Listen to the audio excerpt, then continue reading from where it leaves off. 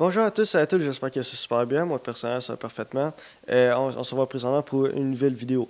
Aujourd'hui, on couvre les nouvelles récentes à propos du Venezuela. J'imagine que mes auditeurs en ont entendu parler, ou sinon c'est la raison pour laquelle ils ont cliqué sur cette vidéo-là.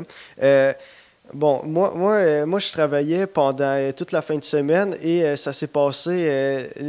L'attaque du Venezuela s'est passée pendant que je travaillais, donc j'ai pas pu couvrir le sujet au moment même que ça sortit. Et quelle surprise, avec les jours qui ont suivi, c'est juste devenu de pire en pire, je peux dire.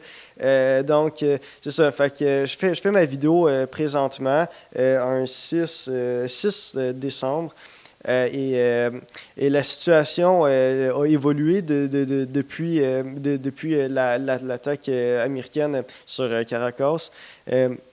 Et la situation va probablement s'agrémenter avec les jours qui suivent. Donc, sur ce, on commence la vidéo. Bon, pour commencer, on va courir premièrement de manière chronologique. L'élection de 2024. En 2024, une élection présidentielle a eu lieu au Venezuela. Selon l'opposition menée par Maria et Corina Machado, le candidat de l'opposition, Edmundo González, aurait remporté les élections avec environ 67% des voix comparé à 30% pour Nicolás Maduro. Cette affirmation est basée sur plus de 80% des résultats provenant de près de 30 000 machines de vote utilisées dans le pays. Mais le gouvernement Nicolás Maduro se proclame quand même vainqueur. Sur une télévision d'État, Maduro déclare, je cite, « Une tentative de coup d'État est en cours au Venezuela, de nature fasciste et contre-révolutionnaire. » Dans les jours suivant le vote, des manifestations éclatent partout dans le pays. Selon BBC et l'ONU, ces manifestations sont réprimées très violemment. L'ONU rapporte 23 personnes ont été tuées entre le jour de l'élection, le 8 août, et la plupart par balle. Maduro, de son côté, parle de 25 morts et accuse ce qu'il appelle de la violence de l'opposition. En d'autres mots, il accuse l'opposition pour ces actes de violence. Le Carter Center, une rare organisation internationale autorisée à observer le processus, dénonce un manque complet de transparence dans l'élection. La situation se dégrade. Les médias rapportent que les forces loyales au gouvernement utilisent des gaz lacrymogènes pour disperser les manifestants. Les gens sont blessés, arrêtés, intimidés. Le pays est complètement polarisé. D'un côté, une partie de la population qui croit que l'élection a été volée, de l'autre, un régime qui affirme être légitime et qui parle ouvertement de tentatives de coup d'État. On est déjà dans une situation très instable. Donc, c'est dans cette situation-là que l'intervention américaine arrive. Le 3 janvier 2026, les États-Unis annoncent avoir capturé Nicolás Maduro et son épouse lors d'une opération qu'ils appellent Operation Absolute Resolve. Maduro est transféré aux États-Unis. Il est inculpé pour narcoterrorisme, complot de trafic de cocaïne, importation de drogue et possession d'armes lourdes. Les autorités américaines disent que Maduro est accusé d'avoir supervisé un réseau international de trafic de cocaïne en lien avec des cartels. Je précise également que ce sont des accusations, pas des condamnations. Washington présente l'opération comme une opération de nature judiciaire, mais plusieurs experts en droit international disent que cette opération viole les principes fondamentaux de souveraineté des États. Selon eux, arrêter un chef d'État étranger sur son propre territoire sans mandat international clair est une rupture avec l'ordre international fondé sur les règles. Les réactions internationales sont rapides, mais surtout très prudente.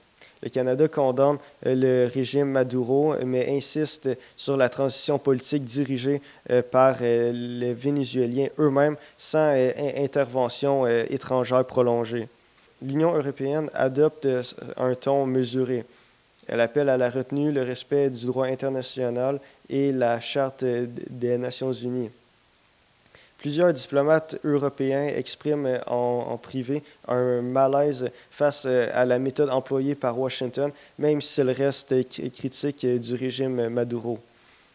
Le Danemark réagit fortement après que Donald Trump réaffirme vouloir contrôler le Groenland pour des raisons stratégiques, rappelant que le Groenland n'est pas à vendre et que sa souveraineté n'est pas négociable. Le Mexique condamne officiellement l'intervention américaine au Venezuela, en la qualifiant de violation de la souveraineté d'un État et rappelle son attachement historique au principe de non-agression en politique étrangère. Ces réactions montrent que même parmi les alliés et partenaires des États-Unis, il existe une réelle inquiétude et un malaise diplomatique face à la logique qui est en train de s'installer. Pendant ce temps, à Caracas, la vice-présidente Delcy Rodriguez est investie présidente intérimaire avec le soutien de la Chine et de la Russie et de Cuba. Maduro, lui, affirme être toujours le président légitime. Le discours de Trump. Donald Trump adopte un ton extrêmement agressif et conflictuel. Sur le Venezuela, il affirme vouloir reprendre le pétrole du pays en présentant les ressources naturelles comme une forme de compensation légitime pour l'intervention américaine. C'est aussi important de souligner que Trump a eu des déclarations telles que le Venezuela lui aurait volé du pétrole. Et il affirme que l'intervention ne coûte rien aux États-Unis parce qu'elle sera financée par ces ressources, ce qui suggère une logique d'appropriation économique associée à l'action militaire. Il affirme aussi que les États-Unis vont temporairement administrer le Venezuela jusqu'à ce qu'une bonne transition ait eu lieu, ce qui revient à reconnaître implicitement une forme de tutelle politique. En parallèle, il multiplie les accusations et les menaces envers d'autres pays. À propos du Mexique, il affirme que les cartels contrôlent l'État mexicain, ce qui remet en question la légitimité du gouvernement mexicain et alimente une logique de justification potentielle d'ingérence. À propos de la Colombie, il accuse le gouvernement de produire et exporter de la cocaïne, ce qui transforme un problème criminel en responsabilité étatique avec toutes les implications diplomatiques que ça comporte. À propos de Cuba, il qualifie le pays d'État en échec, ce qui sert de justification rhétorique à l'isolement, aux sanctions, voire à une intervention. À propos du Groenland, il répète que le contrôle de l'île est essentiel à la sécurité des États-Unis, ce qui remet en cause un territoire appartenant à un allié, un membre de l'OTAN. Nous pouvons observer une logique de coercition à assumer où la pression politique, économique et militaire devient un outil central de la politique étrangère. OK, donc, pourquoi ça vaut la peine que j'en parle? Le problème, c'est pas le cas du Venezuela en tant que tel, bien que la situation est problématique. Le problème, c'est que si une grande puissance peut capturer un chef d'État étranger par la force, sans autorisation internationale, sans mandat multilatéral, alors aucune souveraineté n'est vraiment protégée. Nous pouvons conclure que le système international glisse progressivement d'un ordre fondé sur le respect des règles vers un ordre fondé sur des rapports de force. Et historiquement, ce genre de monde est beaucoup plus instable, plus violent et plus dangereux. Donald Trump a également fait allusion au fait qu'il pourrait envoyer des troupes au sol pour diverses raisons. Si les États-Unis envoient effectivement des troupes au sol au Venezuela, la situation change radicalement de nature. On ne serait plus dans une opération ponctuelle de capture, mais une occupation militaire partielle ou totale avec toutes les conséquences que cela implique. Le Venezuela est un pays vaste, montagneux, avec des zones rurales difficiles à contrôler, une forte présence de groupes armés irréguliers et une population profondément divisée politiquement. Dans ce contexte, toute présence militaire étrangère prolongée crée presque une mécanique de résistance armée. On peut spéculer que ça pourrait entraîner un scénario de guérilla. L'histoire récente nous montre que ce genre de situation mène souvent à des conflits asymétriques. Des groupes armés locaux, parfois soutenus indirectement par des puissances étrangères rivales, peuvent mener une guérilla prolongée contre les forces d'occupation. Cela entraîne une instabilité durable, une augmentation de la violence contre les civils, des déplacements massifs de population et une dégradation rapide de la situation humanitaire. Le risque de conflit par procuration.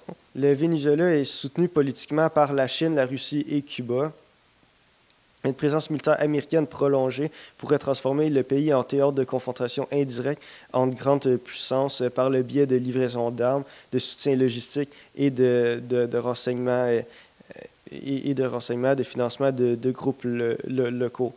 Présentement, il n'y a aucun signe que ça risque d'arriver, mais si Donald Trump, comme le dit, envoie des troupes au sol, une escalade peut arriver très facilement et très rapidement.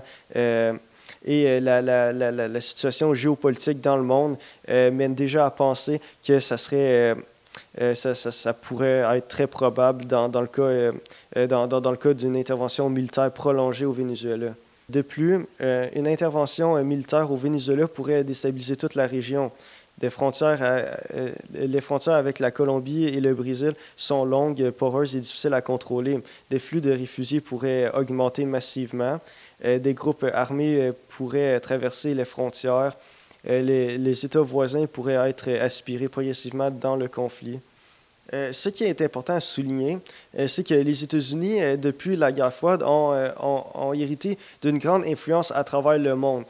C'est grandement eux qui ont mis en place les lois concernant le droit international, etc., etc. Le changement de comportement des États-Unis entraîne un changement global du comportement de tous les pays. En effet, ce type d'intervention devient acceptable, alors d'autres puissances pourraient s'en inspirer ailleurs, dû à la grande influence des États-Unis. Cela accélérerait la fragmentation de l'ordre international et augmenterait la probabilité de conflits directs entre les États. Nous pouvons conclure que cette logique augmente structurellement l'instabilité du système international. Les événements récents apportent une nouvelle dynamique à la politique internationale. L'attaque illégale menée par les États-Unis au Venezuela sans l'accord du Congrès, ainsi que la capture du dirigeant pour des accusations très fortement non fondées, rappellent de nombreux coups d'État soutenus ou orchestrés par les États-Unis en Amérique latine durant la guerre froide, ou encore l'intervention au Vietnam. La situation devient particulièrement préoccupante si les États-Unis, comme ils l'ont laissé entendre, envoient des troupes au sol au Venezuela. Une escalade augmenterait fortement le risque d'une guerre par procuration ou proxy war, rappelant les conflits historiques comme la campagne de Napoléon sur la péninsule ibérique ou plus récemment la guerre du Vietnam. En utilisant des justifications telles que Congress has tendency to leak ou qualifiant le Venezuela de narco-state, l'administration américaine érode progressivement la confiance dans les institutions démocratiques et dans le respect du droit international.